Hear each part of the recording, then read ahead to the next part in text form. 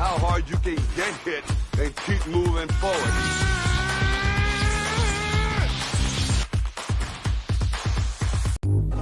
Ladies and gentlemen, this is the main event of the evening. And now, it's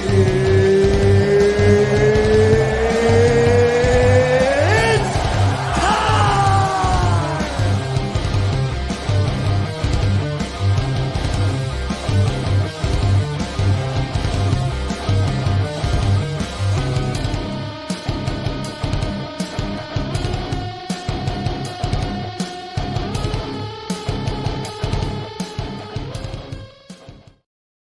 And welcome everyone to the Circle Debate Championship on the Line, Ire and Cage My IQ podcast, ladies and gentlemen, here on the Bloodline Entertainment Network and also on the Circle Debate podcast, ladies and gentlemen, YouTube channel. Thank you all of you for joining in here. The host of TV's one obviously here with my other host. We Familia, the greatest family of all time, the greatest MMA podcasters of all time here. Let me go ahead and introduce, of course, half of the modest pain. Because he did bring that pain. If you follow him on IG, he brought some pain last week to some other guy with his jabs. Jabbing. There you go. And that is, of course, the five-time former Tapology World Champion, ladies and gentlemen. Alex Martinez, championship on the line. What is going on, my brother? Feels good to be back, baby. That's right. I am glad when you're back. Alex, your last name, are you descendant of the God of War? Mars. That's right. Mars. Yeah, all right. Yeah, God of War, yeah. I forgot about it, yeah. Okay. What is going on? Buster Graydon, what's going on? Streets, what is going on? Thank you very much. And of course, gotta save this man for last. This man has an IQ that Bakley could have, but he's a long far ahead from having the IQ this man right here has, because he brings that rage in that cage, ladies and gentlemen. That's why he's a phenomenal one himself. That's why he is the ire of all ires here, ladies and gentlemen. Iron Jim, ladies and gentlemen. Coach Rage, what is going on? Coach!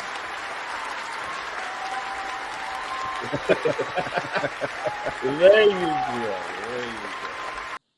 But yes, ladies and gentlemen, we are here today because we got an upcoming fight. But go ahead, I always wear a tank top because I always wear a tank top and I don't change for this, so I just wear my tank top because in the Circle of Debate logo, there's one guy with the tank top doing this, but he has hair, so maybe I'll get a wig. That's Chris. Oh man, Chris, if you're watching this, director, I would have clipped this for him just for that. Oh man, but yes, ladies and gentlemen, today we're here to talk about this upcoming what happened this Saturday, and that is, of course, UFC 288, as we have Aljamain Sterling, of course, defending the World Bantamweight Championship versus Henry Cejudo, his return, and of course, the co-main event. I mean, a lot of changes happened in this card. A lot of changes. See, Oliveira and Darush was moved. Of course, that was posted to schedule. A lot of fights changed in this card, and then also, so we got the co-main event. We got Bill Muhammad versus Gilbert Burns. So that was announced like 48 hours ago. It was announced, and this is the rest of the card that we have here, so you guys can see. Well, Mitchell's off. So Mitchell's off. That's right. Yeah. So Mitchell's off. I guess. Yeah. It was a back injury. He said. Back injury, right? Okay. So he's the one fighting. Spinal. Oh, spinal. Spinal. How Mike Tyson would say. I guess he's fighting Diego Lopez, right? So that's who he's fighting. So he's out of the card. Lopes, there you go. Okay, no, I'm kidding. It's Lopez. Is it Lopez? Because it's with it's with an S. Right? Yeah. That's what I'm like. It's with an S. I'm like, what is going on? Oh man, and this is taking place in New Jersey, ladies and gentlemen. That's right, at of course, at the Prudential Center in New Jersey. Oh wow! Better watch out with their Jersey folks are probably watching and listening to this, Coach. That's okay. So shout out to everybody on the chat. Before we begin, I wanted to go ahead and play a little clip for you guys before we begin with the prediction. So I want to go ahead and announce, of course, that coming to the Bloodline Entertainment Network, which I need to look for that damn video. So yeah, but let me see here, ladies and gentlemen. I will play it for you such in a few moments. But we do have a special debut coming up here on the Bloodline Entertainment Network, coming to you. So let me just go ahead and play that video as it's loading. So bear with me here for a moment. I thought I had it ready, but it's not ready as of yet. Bound damn computer. Hurry up. There you go. So here you go. Check this teaser trailer out.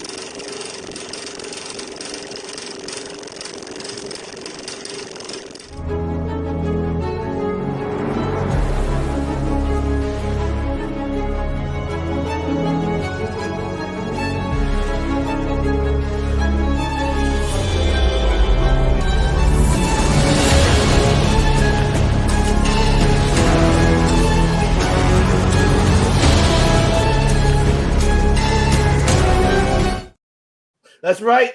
The director's cut is coming to you on the Bloodline Entertainment Network, debuting May 9th. Stay tuned. If you're not subscribed to the Bloodline Entertainment Network on YouTube and Twitch, subscribe now and stay tuned for that, as we will be having movie reviews now on the Bloodline Entertainment Network. So stay tuned for that. Your host, Graydon, will be hosting that. And stay tuned for that on Tuesday, May 9th, as he will be reviewing Guardians of the Galaxy. So make sure you tune for that. I'm looking forward to seeing them myself. All right, let's get into I can review a movie called Love in the Villa, which my wives and I were watching right before this. It's fucking terrible. Really? Really? It's so bad. I was like, okay, well, you know, we have a little time before where I got to do our podcast, and so let's just throw on something light and silly. It was so bad, so bad. It's on Netflix. Avoid it at all costs. Okay. Thank you for letting me know. Thank you for letting me know. I hope the missus doesn't try to come and see it, but yeah, I hope she doesn't persuade me, because I do not want to see it. No, she won't even like it. No, it's like, oh, maybe, you know, but no, not even the girls. All right, let's get into the action, gentlemen. Now let's get into the main card of the UFC 288. First fight of the night in a featherweight bout. We do have Kron Gracie versus Charles Jourdain. As you can see, the bet slips are there, courtesy of Bakley, putting the odds for these two fighters in this card. So, man, like I said, there's a lot of things changes, but I'll take it to you, Alex. Break it down for us. Give us your take on who will take this fight right here in the featherweight division. Yeah, it's exciting. I mean, it's the return of Kron Gracie, Ice Cream Kron. You know, people that don't know, is the son of the legend Hickson Gracie, and you know, he's back after a long layoff. I think his last fight was in 2019, I believe, and it was his first loss against Cub Swanson. So, you know, again, he's, you know, legend in the jiu-jitsu game. You know, obviously that's his bread and butter. Obviously, he's gonna go for the takedown. His stand-up is getting better too. I know he's done some training with the Diaz brothers, getting his stand-up, proving it on that. But you know, his first fight back is, you know, it's not an easy fight. You know, Jourdain's been in the UFC for a long time, and he, you know, yeah, like he's had some good performances, he's had some bad performances, but you know, he's a veteran in the game. He's had a lot of fights in the UFC, so it's going to be a very, very tough fight for Kron. But you know, I think Kron's gonna end up getting the takedown, and I think once he gets on top, that's a person you do not want to be on. You do not want to be on the bottom with Kron's atop you. So I'm gonna go with Kron. I think he gets submission. I'm gonna go second round. Second round. Okay. Damn, he's been out that long, right? Yeah. Jesus. Wow.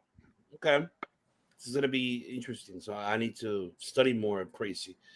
And good call on the history of course, on Gracie. Coach, who do you got on this one? I think so. Was this fight scheduled, or did somebody drop out and then they had to? I think it was scheduled. Yeah, this was scheduled, yeah. I think this is housekeeping. I think Jourdain has lost 2 in a row. Kron has been a disappointment for the UFC. He was brought into the UFC to bring the jiu-jitsu based fans and revitalize the Gracie name, and he's just been a disappointment. He hasn't performed. Uh, he hasn't performed in the fight in the cage, but he's a dismal failure as far as bringing eyes and ticket sales, which is really all the company cares about. So somebody's got to lose, and the company doesn't care which one. Um, from what I've seen about the odds on this card, oddly or unusually, I agree with the odds makers uh, on all the fights. And that rarely ever happens. So I think Jourdain is a well-rounded fighter. I think Crone is not. I think Crone is a relic of the past, a jiu-jitsu based fighter with no stand-up and no. He's not well-rounded. His takedowns are not. He doesn't have the wrestling. He doesn't have the. He just can't get it done. I don't see it. I see Jourdain knocking him out. Ooh. Yeah, Jourdain's a finisher. If you look, he's got. I don't remember his exact stats, but he has a very high finish rate, and Okay. when he wins big, and when he loses big. So, but I see him. I just, if we think back to the last time Crone fought, it was Cub Swanson, right? Yeah. Yes. Yeah, and Cub just picked him apart and pieced him up. And, Jourdain has a lot more power than Cub, and I don't think Crone has the wrestling to actually get the takedown to do the jiu-jitsu. So I think Charlie Jourdain is going to win this with a knockout. I think it's going to happen sometime in the second. Oh yeah, and just to give you his stats, he's 8 wins by knockout, 4 by submission, and 4 first round finishes. Yeah. So, But yeah, if Charles does lose, I think he could be cut. Yeah, exactly. Uh-oh. That's what I was saying. time. Both these guys are on the chopping block, and I think Jourdain knows that, and I think Crone doesn't really care. I don't think he's really all excited about MMA. You think he's doing it for a paycheck? I think he makes so much money on the circuit and on the seminars and and doing the pajama wrestling stuff. I think it was something that he thought, and then now he's got this contract with the UFC, and the company's not very excited about either of these guys, and somebody's got to lose, and whoever loses is getting cut. So yeah, I wish they could have put that being said, I think Jourdain is more passionate about MMA than Crone, and I think he's going to fight harder to not get cut. I think that's my opinion. I'm just surprised they put this as a main card. I was, looking at the early prelims and prelims, I would expect them to put Braxton Smith and Parker Porter at least a heavyweight bout. But Crone has a name though. That's but it doesn't draw. It doesn't draw. It really doesn't. It just doesn't carry over. They want that, but it just doesn't. So, maybe it's in his contract. Who knows? But if you I saw this article where Crone was saying, they shouldn't have rounds. They should have 25-minute rounds and blah, blah, blah. And it's like, man, we did that shit in the 90s and it sucked. It was boring to watch. I just think because that's all he has going for himself is that he's a Gracie. Yeah. And it worked back then because eventually if you don't get knocked out, you're going to drag him down, slow it down, and grind it out. First of all, nobody gives a shit. We want to see exciting, explosive athletes fucking each other up. That's what we want to see. We don't want to see long. We don't want to watch a 25-minute round. Man, we don't even want to watch a 25-minute fight. We want to see it, you know? But yeah, most of the comments were about how is this even on the main card?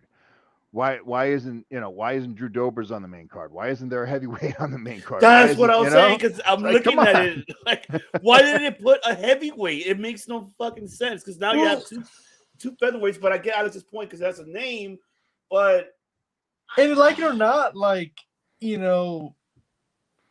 6-1 or 5-1, 5-1. But 5-1. all the five wins are by finish.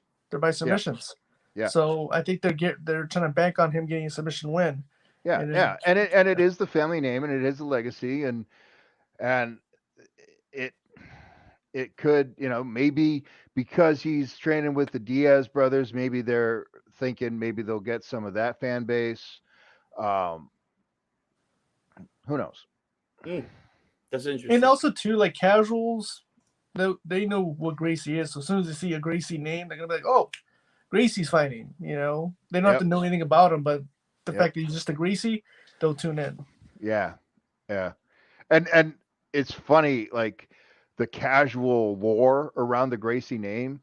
I was watching like some YouTube videos, and people were like, yeah, like this skinny 150-pound guy fought like 20 guys in one night and beat. It's like, oh, Totally wrong. But it's funny because it's like, okay. Send us that link in the chat. I want to check it out. I really want to check that out. I am curious to see that. There was what's his name? Curran Jacobs. Is a catch wrestler, and he made a documentary on the history of catch wrestling. And there was a clip from that where a guy was like, flipping burgers or whatever, and they're like, "Hey, you ever heard of catch wrestling? No. Have you ever heard of Gracie Jiu-Jitsu? Yeah, bro. Blah, blah, blah, blah, blah." Okay. Yeah. Oh.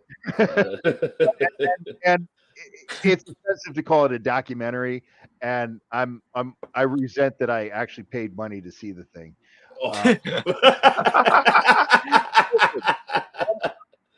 90% of the people that were interviewed, I'm actually friends with, and that's cool, man. Eric Paulson was in it. Josh Barnett was in it. Cool, awesome, my bros, no problem. But don't fucking call it a documentary, and don't make me pay fucking $5 to watch this shit. Throw it up on YouTube, because that's the quality of it. And if you're doing it to promote the history of catch and to promote catch wrestling, holy shit, could I go further off on a tangent? We got something to talk about, and it's not catch wrestling. What's the next fight? I got you. See, if the director were here, he'd keep me in line. He would, but hey, it's free for all, man. You know me. I'm cool. But yes, the second fight of the night, we do got another featherweight bout here, which it was scheduled to be Bryce Mitchell and Jonathan Pierce, but unfortunately, both of these fighters, of course, were withdrawn from one. The spino, one of them had a spino, the other one was undisclosed, and now we got these two replacements here, which in the featherweight division we got Mosvar Elbov and Diego Lopes or Lopez. I don't know if it's Lopez with a Z, but I didn't know if you have an S. Lopes, like Lopes. I'm not quite sure, but. And they're unfortunately, looking at the odds, I don't know why Bakley didn't put the odds on this one, but the odds is minus 226 Mozart, and Diego is plus 220. So that's what we got on this one. But man, Alex, who do you got on this featherweight bout? Yeah, I mean, I don't know that much about Lopes. I know he's 20-5 and he's got 11 submissions, so that tells you he has a good ground game. But Movsar, he's undefeated. He's undefeated. He's got some really good names. Dan Ige. Oh, that's right. You know, who's really tough. You got to win over him, and man, it's just really tough because you got like a grappler, but man. I'm gonna go. Man, I don't know. I mean, I wouldn't be surprised if Lopes catches him. I mean, he could catch him with a submission coming in. You know, he has a really good ground game, but I don't see that. I see Mosar gets. I'm gonna go decision on this one. I think Mosar beats him. Because I think it's only like a week notice or like 2 week notice. I think it was like a 2 week notice. What I'm looking on the report said it was like 2 week notice.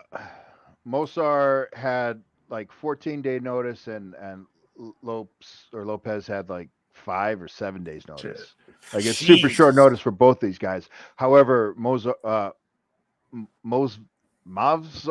I don't. I'm just gonna call the Russian does cut more weight, so the short notice is going to impact him. But you know, I don't know. Short notice sucks. Yeah. Unless you guys eat right, train right, and sleep right. That's right. Let them know, Coach. The floor is yours. Take it away. So I already gave all my predictions because I said I agree with the odds makers, unless the odds have changed since I last looked at them. But yeah, I think the Russian's going to take it. When we look at their fight styles, Movzar, I'm sorry, I if I'm totally butchering his name. He is well-rounded. He's got all the aspects of the game. His strength and conditioning is off the charts.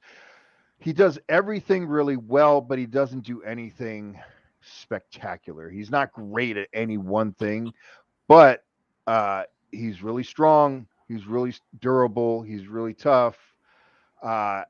And he's just very well-rounded. Diego, on the other hand, is not well-rounded. Yeah, he's a submission specialist, but the higher up the food chain you go, the worse those guys tend to do. And what's going to happen is Diego's going to get hurt. He's going to get his face smashed in. Is it going to be in this fight? Is it going to be in the next fight? Is it going to be in the fight after that?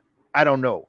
But when you start pulling guard inside the octagon, you get hurt.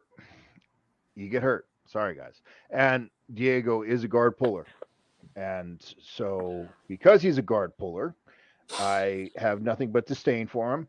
And I am morally obligated to pick the Russian in this fight. So how's it going to end? Let's go and end it by ground and pound. Round 3. Not even a decision. I was just round 3. Round 3, ground and pound. Oh man, just very quick. Shout out to the chat. TK, what's going on, my brother? TK and Nick, of course, Mr. Universal Wrestling Podcast, and my tribal chief, Devin Clark's Wrestling Podcast. Of course, say what's up to you, Graded and Streets again. I go Mosvar decision. I'm not familiar with Diego at all. Mosvar, I am. He's undefeated, very round one, fighter. So I mean, I can't add too much when you guys already digressed them, and so. But it would be cool to see Lopes win, though. It would be, especially if you read his tattoo. What does it say there? Like, it's a dream, believe, and make it happen. Nice. And he made it happen. He's fighting UFC, so that's right. Well, that's right. Yeah, and taking this short day notice, right? Like 5-6 day notice. Wow. Hey, and he does have a very good record. He does have a very good record. 25, not bad. That's good. Well, with 11 submissions, and half of those being in the first round, right? Yeah. Yeah. So I wonder how old is he, by the way? I'm curious because I know he's like most artists 29. He looks like 15, right? He looks like he's like 22, 23. I know most of our 20 is like about to be 30. He's 28. He's okay. Damn, he looks young and he's 5'11" too. Jeez. Oh, what's at 145? So we got a tall, skinny guy. What's the Russian?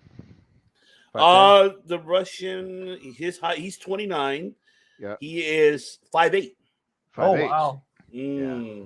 The big guy. Yeah. That's a way difference. So much stronger. Jesus, I wanted to see what's the reach advantage. So what? Okay, so they're even out 72.5 inch, Oh, 72 and a that's half. interesting. And Both that of always them, it's always crazy to me, right? It's like the right? taller guy doesn't have the longer reach, but the reach, a lot of the reach is the rib cage. Ah, so there you go. Yeah. There Like you I don't have very I have like normal size arms, but my rib cage is broad, so my reach is longer than average. go. Yeah. But where this guy, homeboy Lopez, uh, he's frail. He's a skinny little dude with small bones. Um, I which is mean, another reason we want to see him win, but he's not gonna. So that's right. That's right. Oh, jeez. And now we got the third card, the fight of the night in the pay-per-view card. We have the women's strawweight, Jessica Andrade, of course, versus Xiaonan Yang, of course, in the women's strawweight division. And Andrade is minus 195 and Yang plus 155. That is interesting. Okay, but okay, very, very interesting. But I'll take it to you, Alex. Who do you got on this fight? Ah, man, that's a tough one. I know Jessica's last fight was against Blanchfield, and man, she did not look good in that fight. No. She got she got she got dominated. To be honest, Major. she didn't look good. Um, did she lose? Yeah, she she lost. lost. Yeah, she got submitted. She got submitted. Oh, right. And it was all like sloppy and stuff. Mhm. It was a sloppy submission. Well, I mean, yeah. Well, at one but- point, like Blanchfield, I mean, don't get me wrong, like she has great ground game, but her stand up isn't, it's okay. And man, and Andrade is more of the stand up, and man, she was landing strikes on Andrade, and Andrade couldn't land anything on her. So yeah, that was. yeah, it's a tough one because then Jan, she beat Mackenzie Dern, but she lost to Esparza, lost to Marino Rodriguez. But before that, she was beating tough girls, Claudia, Angela Hill. But yeah, it's a tough one. I mean, at this point, man, it's I hate to say this because Andrade's, former world champion, but I think she's at that point where she's kind of like a gatekeeper now, and just staying there. Like she won't win a title, they won't put her in a title picture, but like if you get a win over her, you're ready for a title. But it's a tough one. I like Andrade. I like her style. I like Jan too, but man, I'm gonna go with Jan on this one. I think she gets it done. I'm gonna go with decision on this one. I'm gonna have to go with Jan. I like Jan's last performance. Andrade last performance really disappointed me. I think. And I'm interested to see how she's gonna come back from that one too. Like I said, I hope she does, but I feel why not Jan? I mean, look, I'm looking at the rankings too. I mean, I know you mentioned about you beat Andrade, you get a title shot. I'm like, fuck, that's kind of fucked up. But no, but like it's just because if you get a win over her, it looks good in your record, right? Because you got a former world champion in your record, so it looks good on that on paper. Like, oh yeah, I beat a former world champion, so she get a title shot. So yeah. I mean, she's at 4th right now in the rankings, and Jan is at 6. So this is gonna be good for Jan. I mean, so I'm gonna go with Jan on this one too. Decision. I'm gonna go with that. All right, Coach. Who do you got on this one?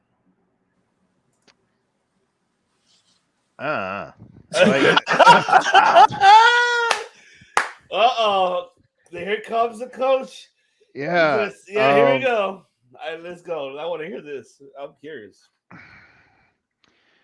Well, initially, I was thinking that Andrade gets it done. But then after I heard you guys talking, I started thinking about what you guys were saying and how ineffective she was in her last fight. So is that where she's at now? And she's on the wrong side of 30, and she's had a long career and has had a rough time getting here. So is her last fight, is that indicative of what we're going to see? Is that who shows up? And if the same girl from the last fight shows up, then then Jan should take it. Mm-hmm. However, I am not impressed with Jan, like at all. Okay. She eked out a win over Mackenzie Dern, but it was a decision win, and all that really means is that she kept it standing. And Mackenzie, incredible submission artist, can't wrestle. So, and it's really like in this day and age, we have jujitsu people that can't wrestle, that can't initiate a legitimate takedown, that won't step outside their little circle of friends in their little cult and actually learn real wrestling instead of goofy ass jujitsu wrestling. And I hope I don't piss anyone off too much. I don't know who's Piss him off. Piss him off. But right though.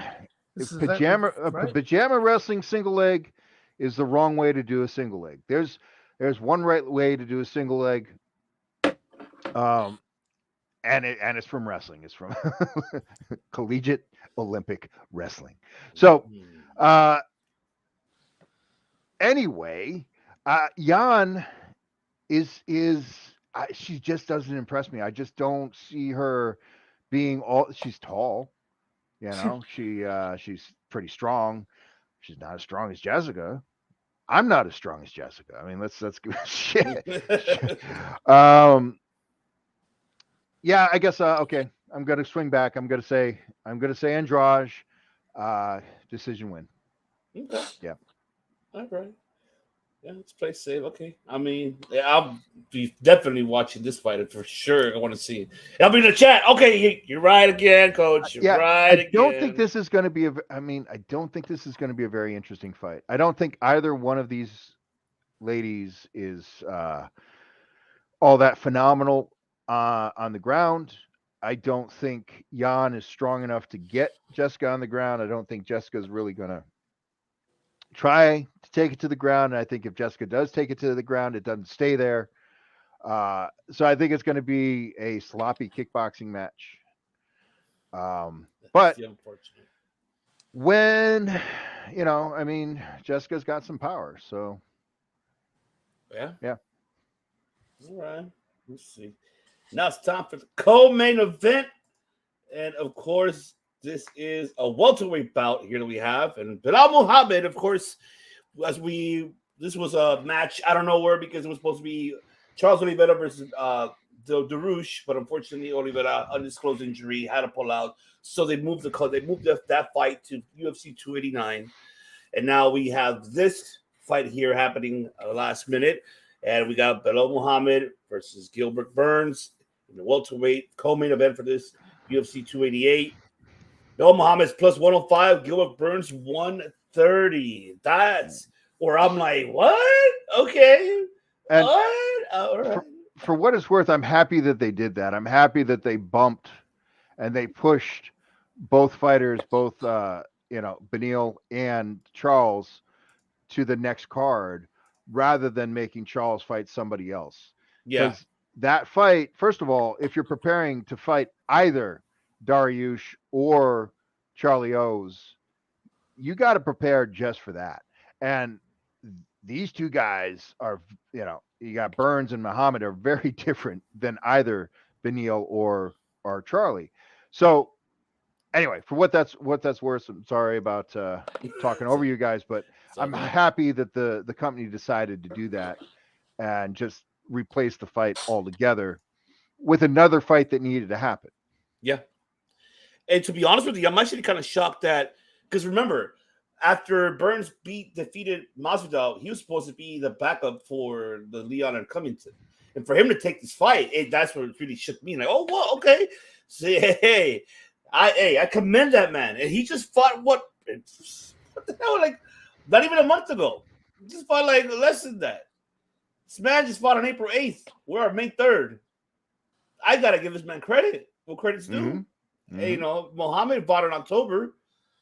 And this is going to be this is why I'm interested in this co-main event. The fact is that you have someone who's just fought not even almost a month ago compared to this guy who's fought in October. We're already in May. I mean, I know he's been sitting on the sideline, been waiting too, Bill Muhammad. But I'll go right ahead. I mean, I wondered if they made this a 5-round. I hope they did because I so far I see it's 3. Make this a 5-round co-main event because I am really intrigued at how this is going to end up. Because I'm looking at the rankings too. So let's look at the welterweight rankings, right? So we have Muhammad at 4, Burns at 5. So 4 and 5 are fighting right now. Of course, they're not gonna book Chimaev. He's up from the number fucking 3. So he's sitting in the sidelines mainly right now. So now this is gonna be the one. I guess you could say determined to fight Chimaev. I have no idea how they're gonna do this. Dana White needs to figure this shit out. That welterweight division has been closed. You can't go anywhere. It's stuck. And the odds too is what really surprises me. Close. Hey, but you know what? It surprises me, but I'm kind of happy with these odds, to be honest. But I'm going to take Burns to shock the world, and I take him by decision because Burns has been hungry. He's been waiting for this. He's been asking for this title forever in this division. This man could do it, and he's going to shock the world by defeating Bill Muhammad. And I say, if it's 3 rounds, I'll take it as a decision. But I hope Dana White changes his mind. You know what? Let's make it a 5-round. All right, then I'll go 5 rounds decision. I hope he does. But this is why I'm excited for that reason. Even though you mentioned, Coach, okay, yeah, but no, I am excited. I am excited because of that reason. You had one man who hasn't fought, it has fought in October, and the other man that has just fought a month ago. So this is why I'm surprised that I commend Burns for taking this fight. But mind you, Muhammad, the last fight he had, performance of the night, this man is well-rounded. So this is going to be a test for Gilbert, and I'm really that's why I'm really excited for this one. But I got Gilbert on this one. Who had the performance of the night? Bill Muhammad, yes. So the last one that he fought in October. And what fight was that? Sean Brady, UFC 280.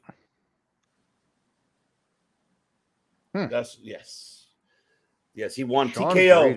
TKO. And that was in the second round. Knocked him out. This is why, this is going to be a test for Gilbert for sure. What is going on, Broadcast? Tom, good evening, of course. Shout out to Australia, baby.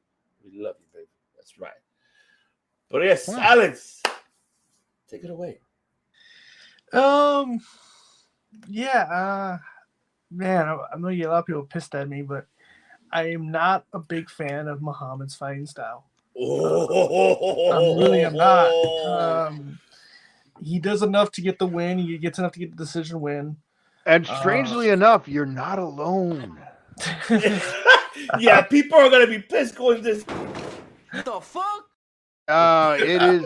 It's people don't like it. It's boring. It's right. And the fans don't like it. So he complains about not getting shots and not getting recognition, not getting the respect.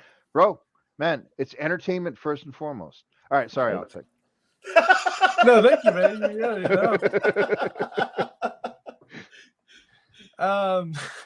But yeah, like I said, Muhammad is, kind of a slow starter, and Burns isn't. Burns is more explosive. Gets right in your face, starts to fight. Just based on that, I just think Burns has improved so much. Muhammad too, but I think Burns has improved a lot. He's fought a little bit more intelligent, more smart game planning. Takes his time, knows what he has to do. He knows how to do damage very well. So that's why I'm going to go Burns on this one. I think Burns gets it done. It's funny that you say that, it's shocking if Burns wins, but I think it's shocking if Muhammad wins, because I think Burns is just a little bit more better than him overall, which if it's ground or if it's stand up. That's why, I'm going to go Burns on this one. I'm going to say decision win on it. The only reason why I said that because this man took a fight less than a month. That's where I'm just really shocked. Oh yeah, that's where I'm saying it shocked me. Yeah. But I think correct me if I'm wrong. The other person that I know have done that has been Cowboy Donald Cerrone and Chimaev. There you go. That's what I thought I was missing at. But yeah, Cerrone, he fucking took one just last one, and I believe he won both of those fights. He actually won both of them. Yeah, he did. He won fucking both of them. Jesus, that's what I'm like. Okay, I like that. All right, yeah. So if Gilbert can bust that too, man, I hands down to him, man. Dana White, if you're watching this, listen to give this man a title already, man. Give him a title shot. Jesus Christ. Oh, I think he wants that. I think he's fully for that. I think he'd rather have Burns fight for the title than Muhammad.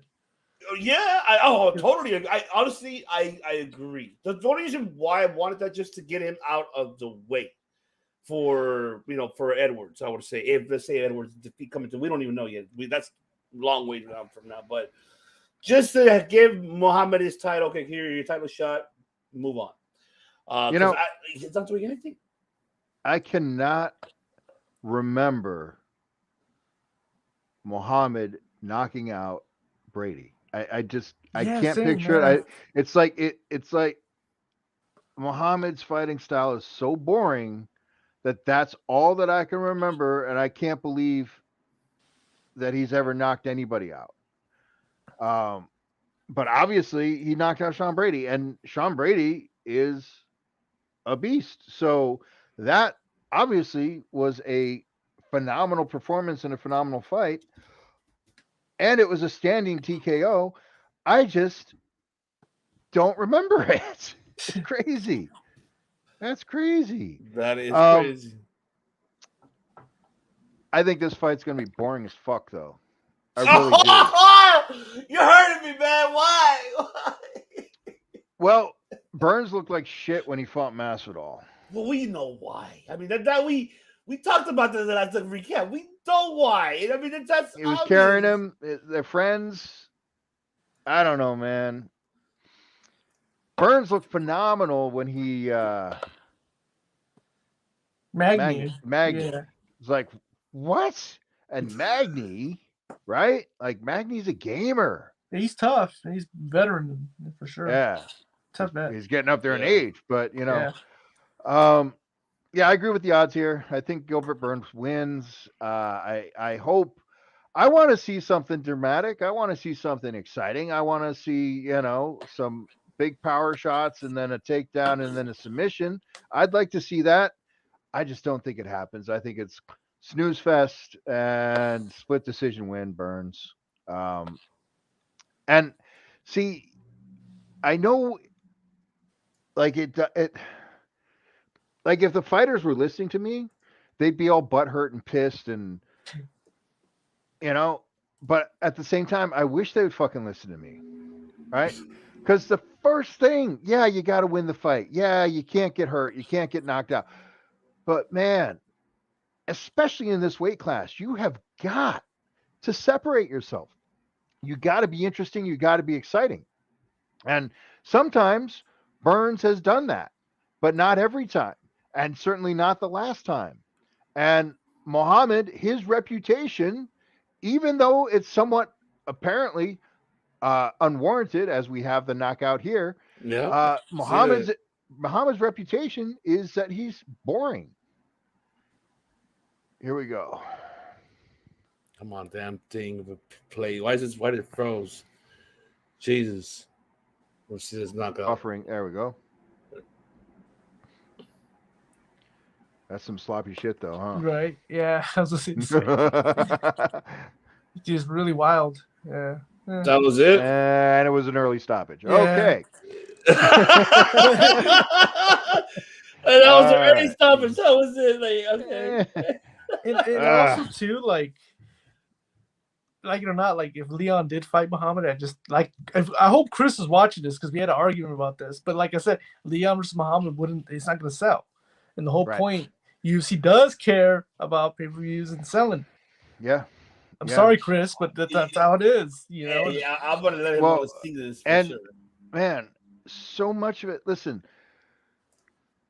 the promoter's job and the promotion's job is to promote.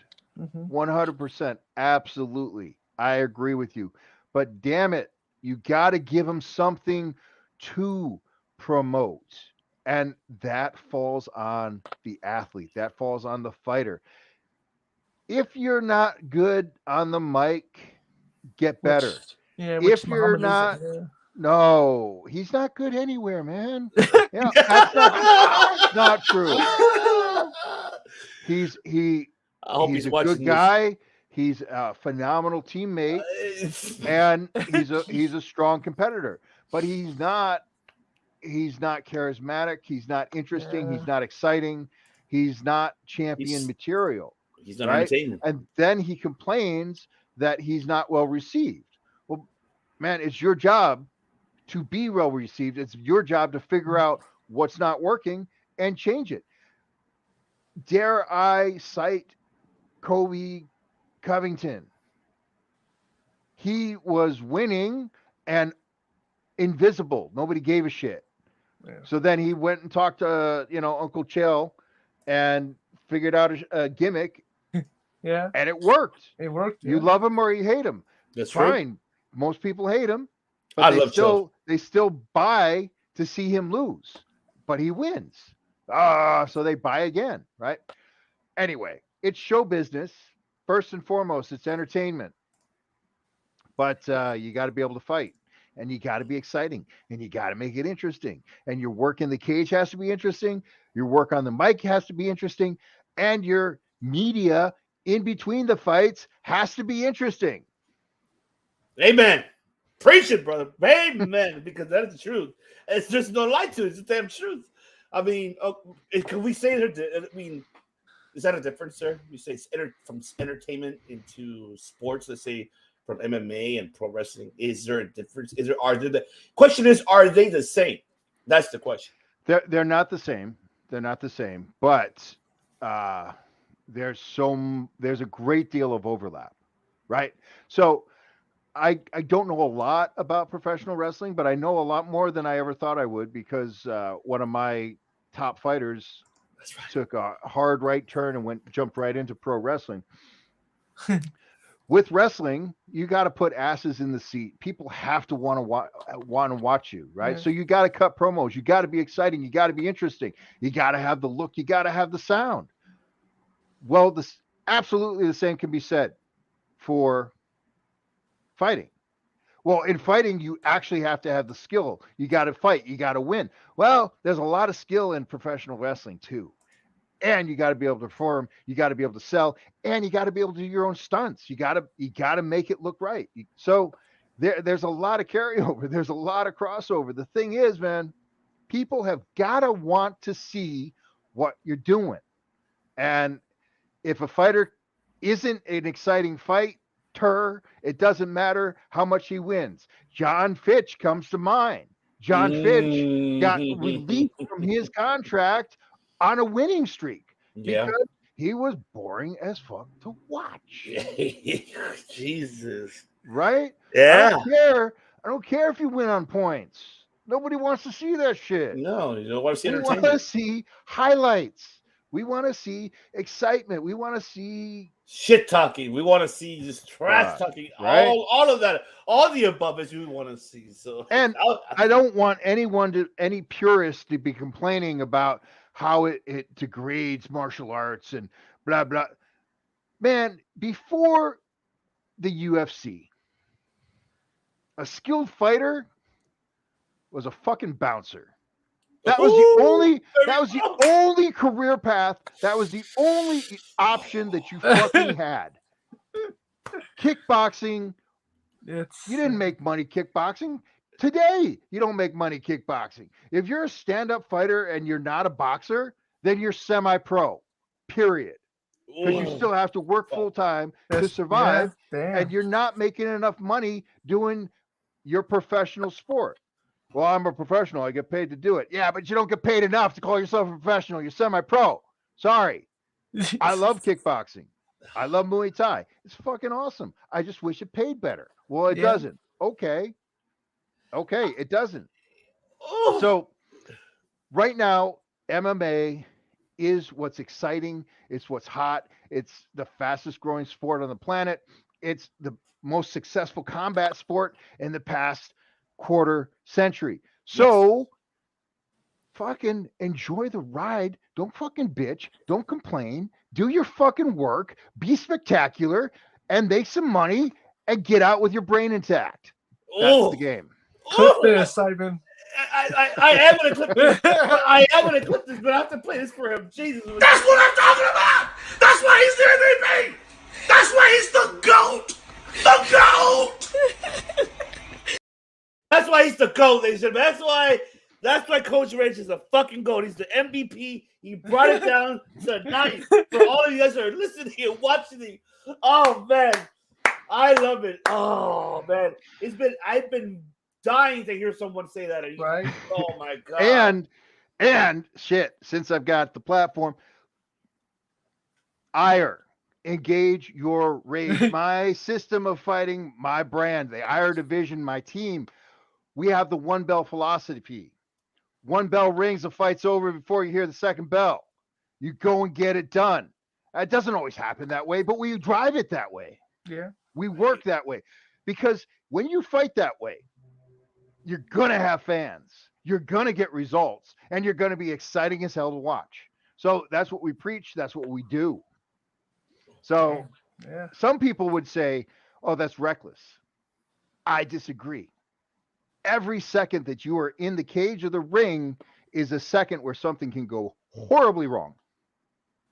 So the faster you get it done, the better it is all around. The more exciting it is, the better your income is, because per minute you're making more money.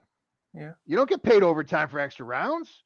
You're just incurring extra risk being in there longer. So one bell, ire, baby. That's right. Oh man, hell yeah. Ah, get my boy Blue, yes, my boy. There you go. All right, let's get into main event time, baby. Here we go. We got the main event for the UFC 288. As we have the bantamweight division, is the UFC Bantamweight Championship. Aljamain Sterling defending the Bantamweight Championship versus Henry Cejudo. The return of Henry Cejudo. They did a really good Photoshop on these boys over here. Oh, you know what? Cejudo, no, I have a picture of him actually. Here is his like what? Okay. 12-week evolution, and that's what he like. He was that size, and then look at him now. I was like, 12 fucking weeks for him to get in that shape. I gotta give that man credit. Jesus Christ. Yeah. Oh man. Aljamain though looking all fucking shiny and Photoshop. I was looking for a picture, his recent picture of him, and I can't find a recent picture of him, but man, it just Jesus. I love Aljamain.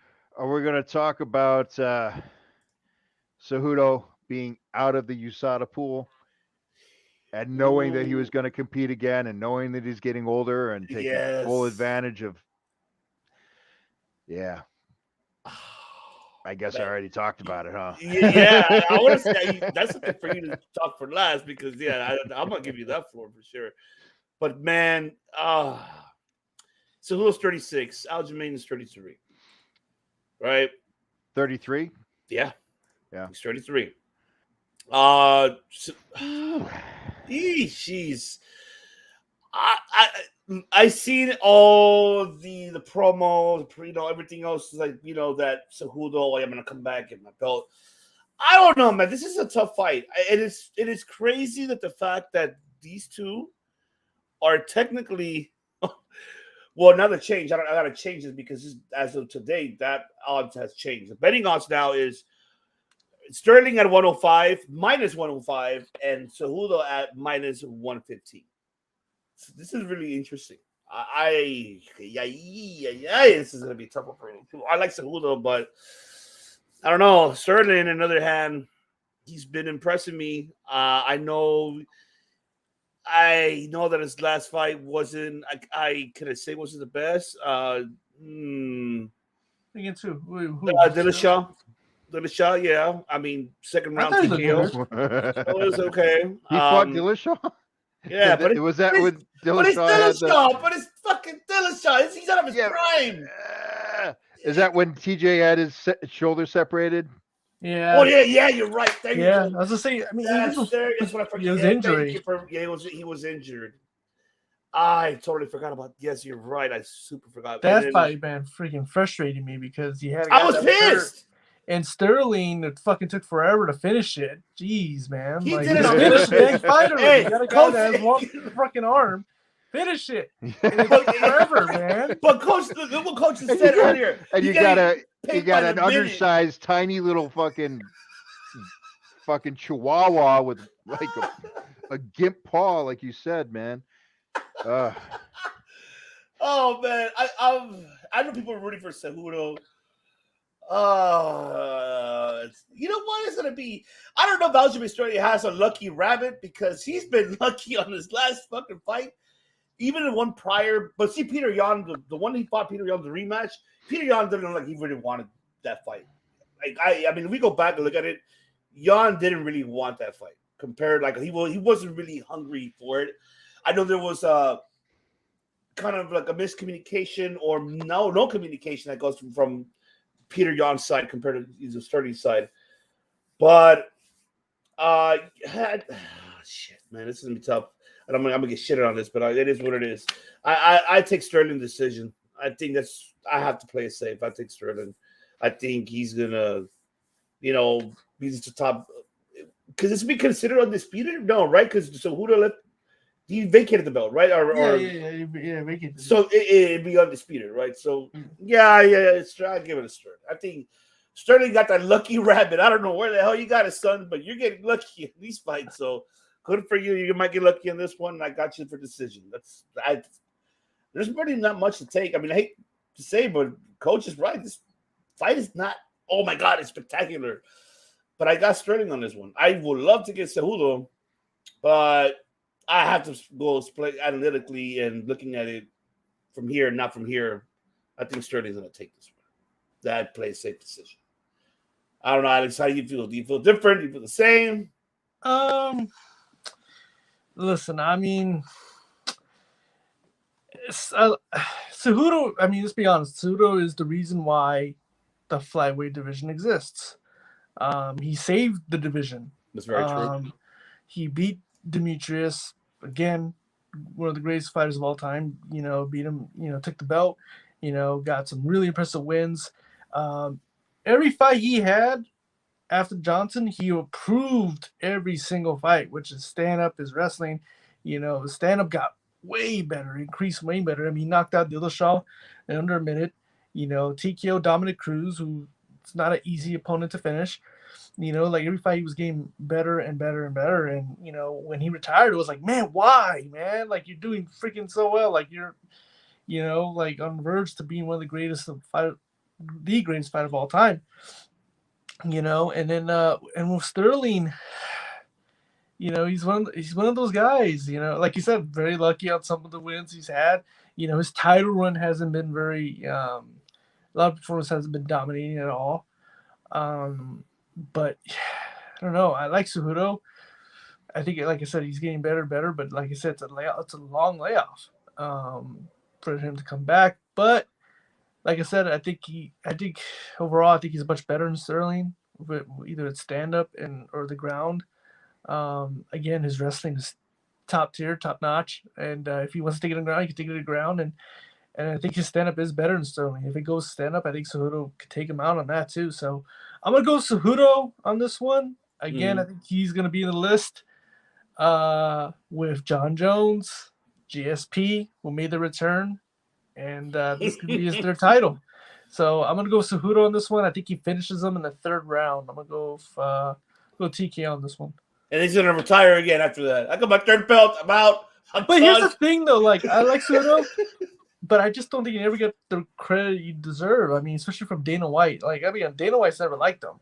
I don't know why, but he just never, never really. The only reason why he retired, one of the reasons is because, I don't think it was the money issue, right? I think it was one of the things that he. But yeah, of what I was reading is with money issues. I don't think he wanted to be Dana White's guy.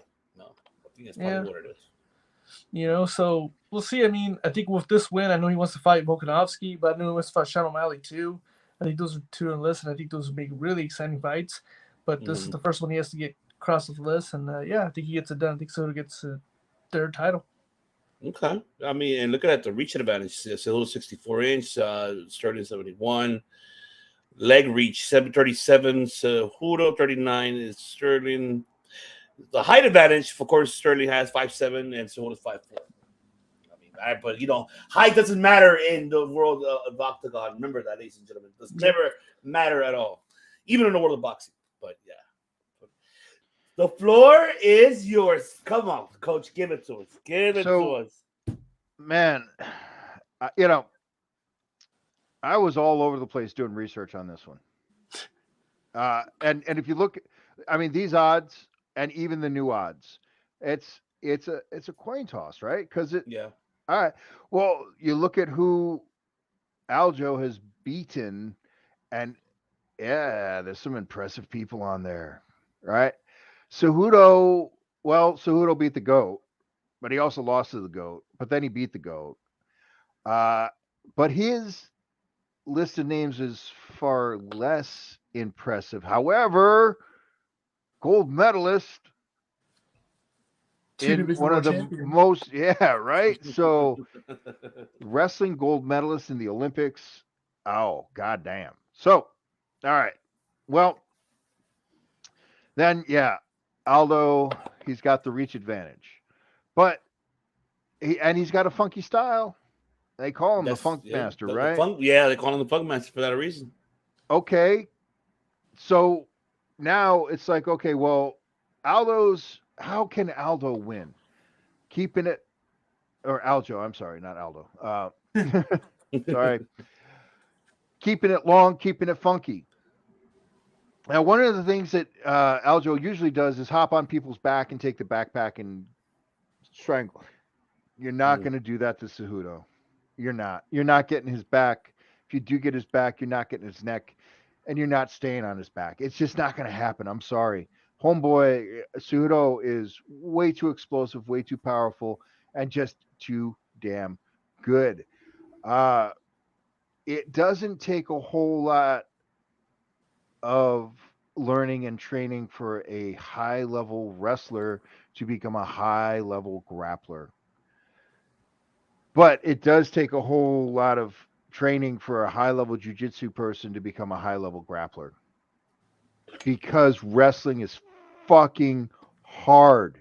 Yeah. And if you don't start when you're young, you're going to suck. So we got a lot of half-ass sucky wrestlers in MMA, but Cejudo is one of the best wrestlers on the planet. Still is. Yeah. So his grappling is better than Aljo's.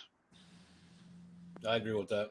His power is better than Aljo's. His forward pressure is better than Aljo's. Okay, so how does Cejudo? Cejudo controls when Cejudo wants a takedown, he gets a takedown. Aljo can't do that. Aljo doesn't have that option. He can't just go, I want to take down, I'm going to take you down. Cejudo says, I want to take down, and I don't want you to take me down. And that's just how that's going to be. Okay, well, then what about the striking? Well, Aljo has the reach advantage, and he's got the funky style. So if he can keep it long, keep it outside, all right, cool. Has Aljo ever had a legit knockout? A legit standing, boom, one and done? No. Okay, fuck. So that's not looking very likely. No, it doesn't. But it's not looking very likely. So I also never really liked Cejudo because he did the King of Cringe and Triple C and all that shit. But then I realized that I was the fucking mark. Just like with Colby Covington, right? If you don't like Colby Covington, you're a fucking mark. Why? Why?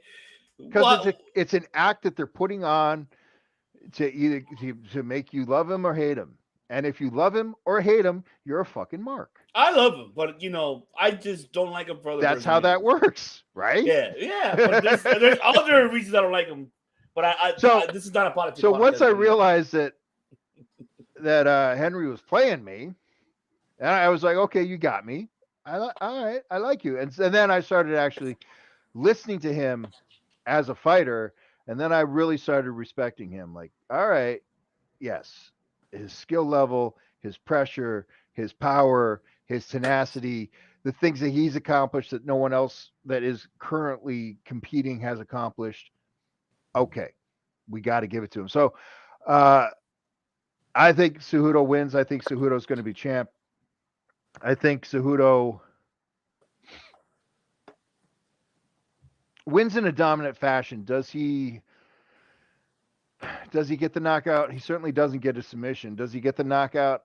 I don't think so. I think it's going to be a majority decision. I think he's going to win 4 out of 5 rounds. I think he's going to get the belt. I think after that he's going to fight Sean O'Malley. Majority decision. That you mean one judge is going to have it a draw? Oh, unanimous decision. Thank you. Unanimous. Yeah. No. Yes. I was like, wait, what? What? Then he fights Sugar Shane and embarrasses him. Yeah. Then he gets his ass beat by Volk. Ooh, wow. That's how I see it going. Because Volkanovski, Cejudo is pushing for that fight, and that's the course that he's drafting out, and Dana's all but said yes to all of it. But Volkanovski is really becoming something else. Like, it's going to be spectacular to see Volkanovski and Rodriguez. That's going to be awesome to see. But Volkanovski has been training with Craig Jones. Yeah, and BJJ. Yep. What the? Like, he's just become a totally different beast. And like, the only reason he lost to Islam Makhachev was because he started slow and he didn't have the belief that he belonged there. And it took him a while to figure out that he could beat this guy. Yeah. That's true. So Volk, does he take the rematch with Islam, or does he take this easy money fight against the small, yappy, dangerous dude? Go ahead. If let's say Cejudo does beat Sterling, right, and he beats Sean O'Malley, and he beats Volk, right, that make him a 3-division world champion. Then holy fucking shit, I just shut my fucking mouth. Does that make him the greatest? Would you put him as the greatest of all time if he's able to do that? Yeah. How do you? And Olympic gold medalist on top of that. Come on now, right? So Olympic gold medalist, 3-division, 125 champ, 135 champ, 145 champ, right? Yeah. Goddamn. And look who he has to beat to get there, right? Now we got to give him more respect than we already give him, and this is me talking, right? Because he beat DJ, he beat Demetrius Johnson to have the flyweight strap. That in and of itself puts him in this conversation of the GOAT potential. Okay, he's an American Olympic gold medalist. God damn. And he's up in 135. And was he the 135 champ yet? Yes. Mm-hmm. Yes. And then he was 135 champ, and then he walked away, and now he's coming back, right? Okay. Yes. Just want to make sure I have it right in my head. Yeah. So if he does that, if he beats Volkanovski and has the 35 the strap and the 45 strap, yeah, he's in the conversation of one of the greatest of all times. Yeah, I have to agree. Yeah, I have to agree with that. It's the truth. I mean, I think that's put him GOAT status. I'll tell you that. I just don't think he can beat Volk. But hey, that's a bold statement too. A lot of people think he could beat Johnson, but he did it. He did it, and he did it with a bad foot too. He was injured. Yep. Speaking of Johnson, he's fighting Friday too, which potentially could be his last fight. I think this is his last. Really? I really just, I'm such a snob. Like I don't care about Bellator. I don't care about PFL. I don't care about ONE. I want there to be competition. I want there to be free market. And then you go and you watch, and it's just Ugh. I also say, Rage, do you like? Especially PFL. I want to get your opinion on this. Do you think the concept that one is doing, like putting kickboxing fights, putting jiu-jitsu and MMA fights in one card, do you believe that it could, have success? Because they are making You, the you US gotta debut have this you gotta Friday. have better fights. You gotta have better fights. You gotta have better. It's got to be better, and it isn't, and that's the problem. Yeah, I think it's cool to do that, but I don't know because remember, 85% of the revenue is casuals, right?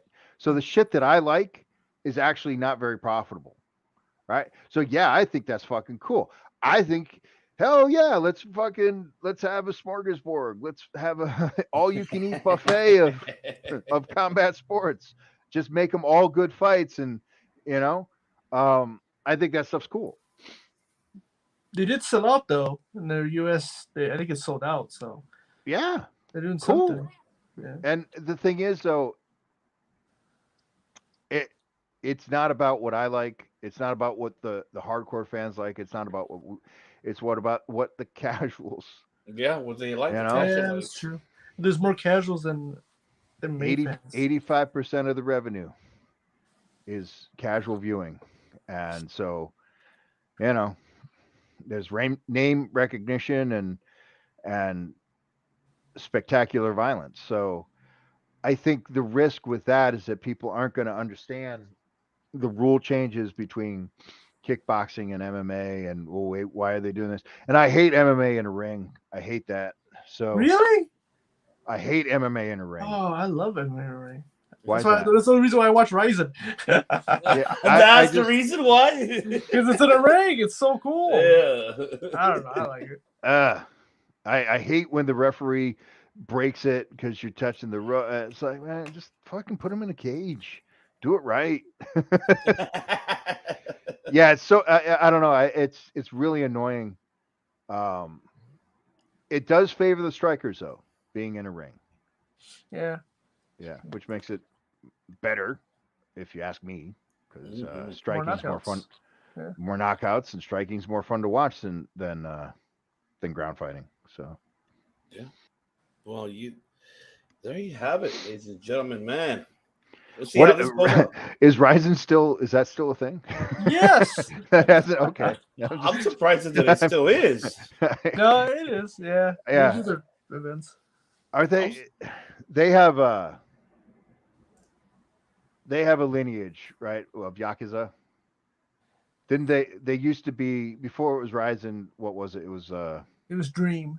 Dream, and before And that it then was Pride. Rings, right? Pride, then Oh, Ring. yeah. Yeah, yeah. So it's a hot mess. But I don't know. I thought it got shut down, but it's still No, it's going. still You going. saying so? Yeah. Okay. They just did their Belter card. The Belter versus the Ryzen. Like, Oh, in January. Yeah. yeah, Mhm. yeah. I don't know. I wish. I wish there were more talented fighters and better promotions, but I mean, don't get me wrong. we're not there yet, I which mean, is crazy to me. one thing I do believe that Ryzen does better than Yeah, UFC is the entertainment. I mean, yeah. the entrances, Well, the that's the Japanese way, right? Like, yeah, man, yeah, some really. And see, that's the thing. Like, I think what I would like to see is a promotion, kind of like one where they've got the financial backing. yeah, But what I'd like to see is like them really develop the fighter camps and help them out financially from the ground up. So then you're developing talented fighters and giving them a chance to get good, right? Because right now the way everything is structured, you're just exploiting fighters from day one. And as amateurs, you're automatically upside down financially, and then early pros, you're upside down, and then you finally, by the time you're actually making some money, you're just willing to take any shitty deal that's handed to you. But that's why we don't have more talent. That's why we don't have better fights. That's why we don't have better promotions, is because it's such a bad business structure, and it's so exploitative that only the cream of the crop that are so naturally gifted and have, just the planets aligned and the luck of the draw, and then they all get sucked up and pulled over by the monopolized by the Yeah, UFC, that's true. and then everyone else gets to fight over the leftovers. Right? Yeah. And there's just so much now. I mean, you think about, like you said, PFL, there's Bellator 1. That's not even counting bare knuckle or karate combat or like all these promotions. There's so many. What are your thoughts on the Connor going doing that bare knuckle? I didn't see it. I just kind of heard about it. In my opinion, I mean, like, yeah, well, he like, can't do it anyway. We may never see it, right? We may never. That will never happen. Connor going to bare knuckle, right? But the fact You're saying that he can't do it because of the UFC. But the fact that he was there with a belt, he's in a ring, dude. As long as Uncle Dana is involved in the contract making, like, he couldn't do boxing either. He was under contract when he did that with Floyd. But I'm surprised that they didn't shit on him for that, though. For him to go in there with the title. Yeah, he's in the ring. Yeah. Like, I'm surprised they did not piss at him because. No, I don't think so, because it's all marketing value. I mean, we all know what's going on. I mean, but it more favors for bare knuckle because he got Conor McGregor in the ring. Got him in bare knuckle. But it's a scratch your back, scratch yours. It's exposure. It's exposure, and the UFC is happy to get any exposure. Yeah. Oh God, I'm gonna sound like fucking grandpa, but back in my day, bare knuckle meant bare knuckle. It didn't mean that you got to wear that you were allowed to wear a fucking. It's a goddamn cast. Yeah. Like, holy fucking shit! It's not even just like, it's not like gauze and tape like we do under the gloves in boxing. It's thick ass fucking tape. Casting. Oh, but did you see freaking Rocco's teeth? Oh my god! Yeah, I mean, bro. God.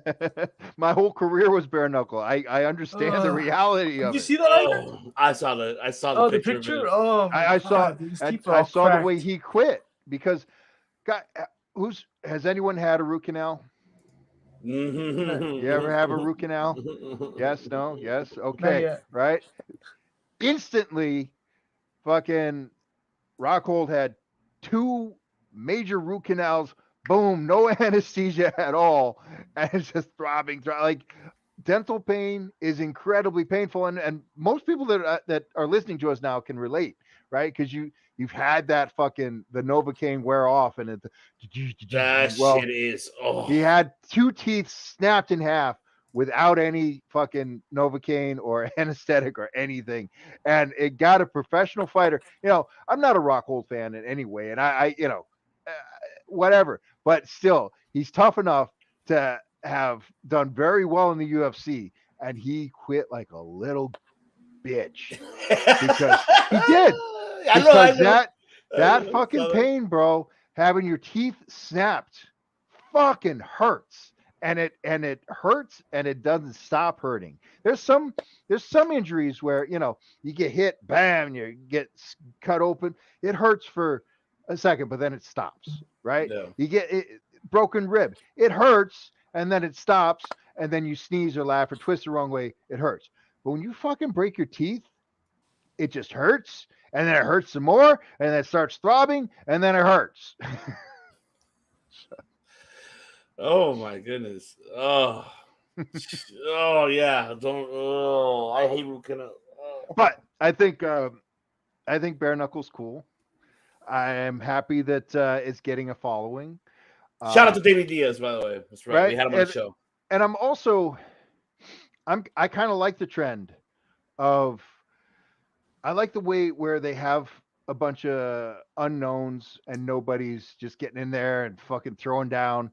That's cool. And then Like they the have their ECW own. of MMA. Yeah. Okay. There you go.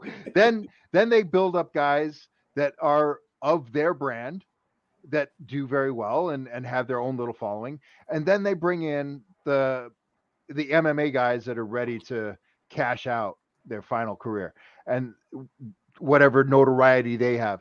I think that's pretty cool. I think it's pretty cool. It's kind of like, it's like a wild, wild west sort of business model of like, let's, and I don't know, the fans are my kind of people. I love it. All right. Well, there you have it. I mean, there's not much to talk about. I mean, unless you guys want to have something in mind for the prelims or early prelims. There's only 3 fights in the prelims. Early prelims is 1, 2. Well, hold on, 1, 2, 3, 4. Four. I don't even know prelims. who's on the prelims. 3, 4, 5 in the early prelims. Daniel Santos, Johnny Munoz, Joseph Holmes versus Claudio Ribeiro, Rafael Esteva versus Zaglas Zumagov, Phil Haas versus Ikram Ali. I can't even pronounce that. It's a Russian guy. Yeah. Braxton Smith, Parker Porter, Marina Rodriguez, and Verna Chandriroba, the Brazilian chick. I think she okay. Chaos Williams, Rolando Bedoya, and Kennedy Neshkov, Devin Clark, and then Drew Dober versus Matt Frabola. That's the main event. So nothing much really there, right? Yeah. Now I don't think it's worth talking about. It's getting a little late. Yep, that's right. Exactly. So there you have it, ladies and gentlemen. We appreciate you guys for tuning in here. We'll be back next week here to recap the UFC 288. Don't forget, it's this Saturday pay-per-view. And make sure you tune in because we will be definitely watching that fight. And man, can't wait to see the aftermath. And I want to see if Coach rates all his stuff is right. I'm gonna keep an eye on that, so that's for sure. I will definitely keep an eye on that. And while you at it, ladies and gentlemen, do not forget, if you want to get your bet slips on for this upcoming fight, it's coming up. So get it, go on it now. If you want some more, analysis, then we got it for you. You go to the bloodlinenetwork.com. You go there and get the analysis. Basically, put up the best slips. It's already there. So make sure you go to bloodlinenetwork.com to get all that information for you guys. And like I said, I mean, just go there. Obviously, of course, besides MMA and besides pro wrestling, there's also articles of baseball, football, fantasy football. Make sure you tune in. Go to the bloodlinenetwork.com. And that's right, ladies and gentlemen. So once again, ladies and gentlemen, the host team is One IVC, and of course, Matas of Pain right here. Alex Matas, the 5-time champ, and he's back in action too. Follow him on Instagram. Tell him where to follow you, man, so they can see you in action. Back in in your Muay Thai fighter. Let the people know where can they find you, man. Like, come on, your personal one, not the championship. Wait, my personal? Give me your personal so they can follow, so they can see you fight, man. Come on, man. I don't need fighters spying on my videotapes, man.